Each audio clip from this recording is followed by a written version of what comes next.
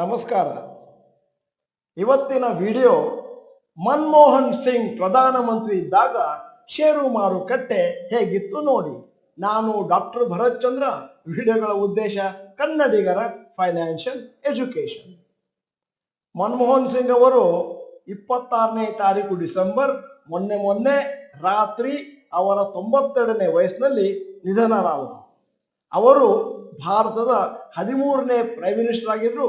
4th longest serving prime minister of India.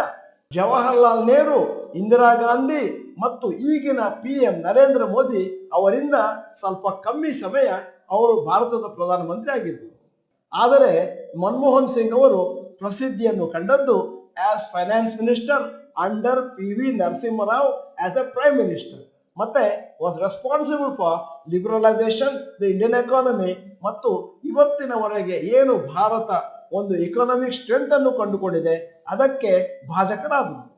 ಅಂದು as finance minister Manmohan Singh ಅವರು ಅದೇನು foundation ಹಾಕಿದ್ರು ಮಾಡರ್ನ್ ಇಂಡಿಯಾ, ಅದು ಇವತ್ತರೆಗೂ ಹಾಗೆ ನಡೀತಾ ಇದೆ. ಅಂದರೆ abolishment of licence Raj, trade liberalisation, allowing foreign capital investments in India ಇತ್ಯಾದಿ ಇತ್ಯಾದಿ.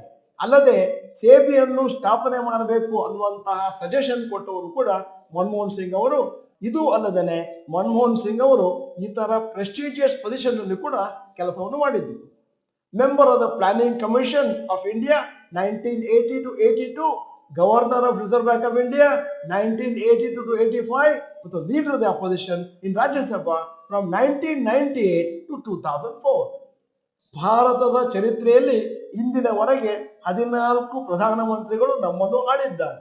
ಪ್ರತಿಯೊಂದು ಪ್ರೈಮ್ ಮಿನಿಸ್ಟರ್ ಕೂಡ ಅವರದೇ ಆದಂತಹ ಸ್ಟ್ರೆಂತ್, ವೀಕ್ನೆಸ್ ಇದ್ದು ಮತ್ತು ಅವರ ಆಕ್ಷನ್ ಇಂದಾಗಿ ಬಹಳಷ್ಟು ಪಾಸಿಟಿವ್ ಅಥವಾ ನೆಗೆಟಿವ್ ಇಂಪ್ಯಾಕ್ಟ್ ಆಗಿದೆ over all economy of stock market.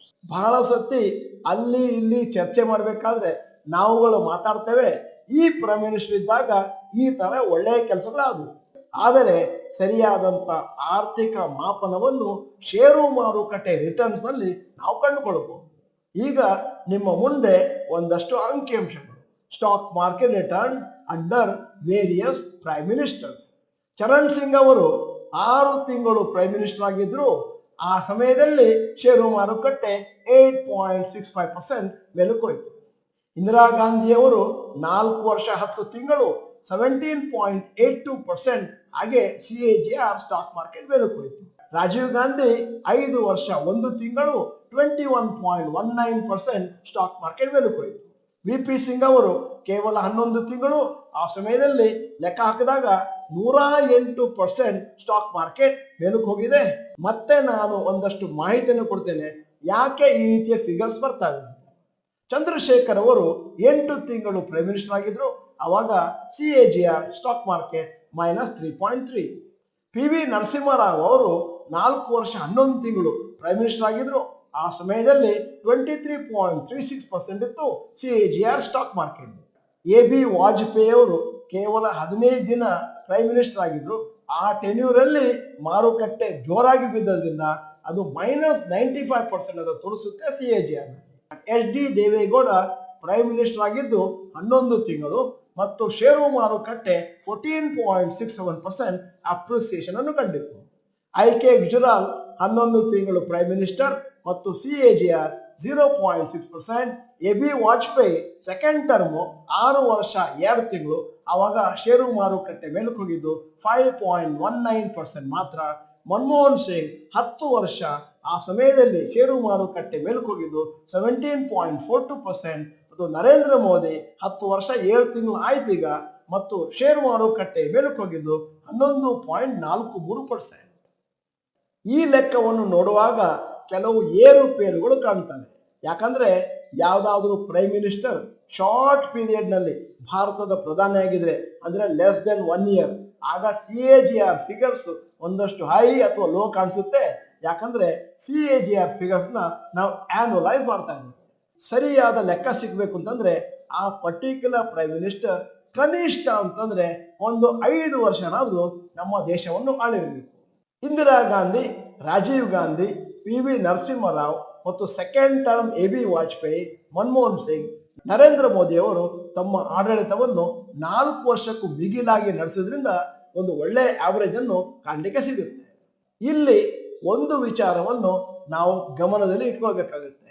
ಯಾವುದೇ ಪ್ರೈಮ್ ಮಿನಿಸ್ಟರ್ ಬಂದರೂ ಕೂಡ ಭಾರತದ ಎಕಾನಮಿ ಮೇಲಕ್ಕೆ ಹೋಗ್ತಾ ಇರೋದು ಗ್ರೋಯಿಂಗ್ ಇಂಡಿಯಾ ಮತ್ತು people of India working hard.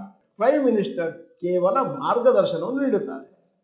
ಒಳ್ಳೆಯ ಸರ್ಕಾರ ಅಸ್ತಿತ್ವದಲ್ಲಿದೆ, ಸ್ಥಿರ ಸರ್ಕಾರ ಅಂತಂದ್ರೆ ಅವಾಗ ಇಕನಾಮಿಕ್ ಪಾಲಿಸೀಸ್ ಮತ್ತು ಅಡ್ವಾನ್ಸ್ಮೆಂಟ್ಸ್ ಚೆನ್ನಾಗಾಗುತ್ತೆ. ಅದು ಬೋನಸ್ ನಮ್ಮ ದೇಶಕ್ಕೆ. ಇಲ್ಲದಿದ್ದರೂ ಕೂಡ ಭಾರತದ ಎಕಾನಮಿ ಮೇಲಕ್ಕೆ ಹೋಗೋದ್ರಲ್ಲಿ ಎರಡು ಮಾತಿಲ್ಲ. ಯಾಕಂದ್ರೆ ಪಾಪ್ಯುಲೇಷನ್ ಅಡ್ವಾಂಟೇಜ್ ಇದೆ ಮತ್ತು ಹಾರ್ಡ್ ವರ್ಕಿಂಗ್ ಯಂಗರ್ ಜನರೇಷನ್ ಕೂಡ ಒಂದು ದೊಡ್ಡ ಅಡ್ವಾಂಟೇಜ್. ನಾವು ನಮ್ಮ ಎಲ್ಲ ಕಾರ್ಯಾಗಾರದಲ್ಲಿ ವಿಡಿಯೋದಲ್ಲಿ ಹೇಳ್ತಾ ಇದ್ದೇವೆ, ದೀರ್ಘಾವಧಿಗೆ ಏನಿದ್ದರೂ ಕೂಡ ಸ್ಟಾಕ್ ಮಾರ್ಕೆಟ್ ಮೇಲಕ್ಕೆ ಹೋಗುವುದೇ ಖಚಿತ. ಯಾವ ಸರ್ಕಾರ ಚುನಾಯಿಸಿ ಬರುತ್ತೆ, ಅವರು ಏನೇನು ಆಕ್ಷನ್ ತಗೊಳ್ತಾರೆ, ಯಾರ್ಯಾರು ಪ್ರೈಮ್ ಮಿನಿಸ್ಟರ್ ಆಗ್ತಾರೆ, ಇವುಗಳು ನಮ್ಮ ಕೈಯಲ್ಲಿ ಇಲ್ಲ. ಆದರೆ ಪ್ರಜೆಗಳಾದ ನಮ್ಮ ಕೈಯಲ್ಲಿರೋದು ನಾವು ಮಾಡ್ತಾ ಇರುವಂತ ಹಾರ್ಡ್ ವರ್ಕು ಮತ್ತು ಯಾವ ರೀತಿ ನಮ್ಮ ಸೇವಿಂಗ್ಸ್ ಅನ್ನು ಸೇಫ್ ಗಾರ್ಡ್ ಮಾಡ್ತೇವೆ. ವಿಡಿಯೋದ ಕೊನೆಯಲ್ಲಿ ಇವತ್ತಿನ ವಿಡಿಯೋಗೆ ಸಂಬಂಧಪಟ್ಟ ಹಾಗೆ ಒಂದು ಪ್ರಶ್ನೆ ಕೇಳ್ತಾ ಇದ್ದೀನಿ. ಅಂಕಿ ಅಂಶಗಳನ್ನು ನೋಡಿದಾಗ ಮನಮೋಹನ್ ಸಿಂಗ್ ಗವರ್ಮೆಂಟ್ ಅಲ್ಲಿ ಜಾಸ್ತಿ CAGR ಗ್ರೋತ್ ಇತ್ತು ಸ್ಟಾಕ್ ಮಾರ್ಕೆಟ್ ಅಲ್ಲಿ, ಹೋಲಿಕೆ ಮಾಡಿದಾಗ ನರೇಂದ್ರ ಮೋದಿ ಗವರ್ಮೆಂಟ್ಗೆ. ಇದರಿಂದಾಗಿ ನಿಮಗೆ ಆಶ್ಚರ್ಯ ಆಗಿದೆಯಾ? ಎಸ್ ಅಥವಾ ನೋ ಅಂತ ಟೈಪ್ ಮಾಡಿ. ನೀವು ಡಾಕ್ಟರ್ ಭರತ್ ಚಂದ್ರ ಇನ್ಸ್ಟಿಟ್ಯೂಟ್ ಕನ್ನಡ ಚಾನೆಲ್ ಮೆಂಬರ್ ಅಲ್ಲ ಅಂತಂದ್ರೆ ಇದೀಗ ಸಮಯ. ಸಬ್ಸ್ಕ್ರಿಪ್ಷನ್ ಬಟನ್, ಬೆಲ್ ಐಕಾನ್ ಒತ್ತಿ. ವಿಡಿಯೋ ಚೆನ್ನಾಗಿದ್ರೆ ಲೈಕ್ ಬಟನ್ ಒತ್ತೋದನ್ನು ಮರಿಬೇಡಿ. ವಿಡಿಯೋನ ನಿಮ್ಮ ಎಲ್ಲಾ ಸ್ನೇಹಿತರಿಗೂ ಫಾರ್ವರ್ಡ್ ಮಾಡಿ. ವಿಡಿಯೋನ ಸಂಪೂರ್ಣವಾಗಿ ನೋಡಿದ್ದಕ್ಕೆ ಧನ್ಯವಾದಗಳು. ನಮಸ್ಕಾರ.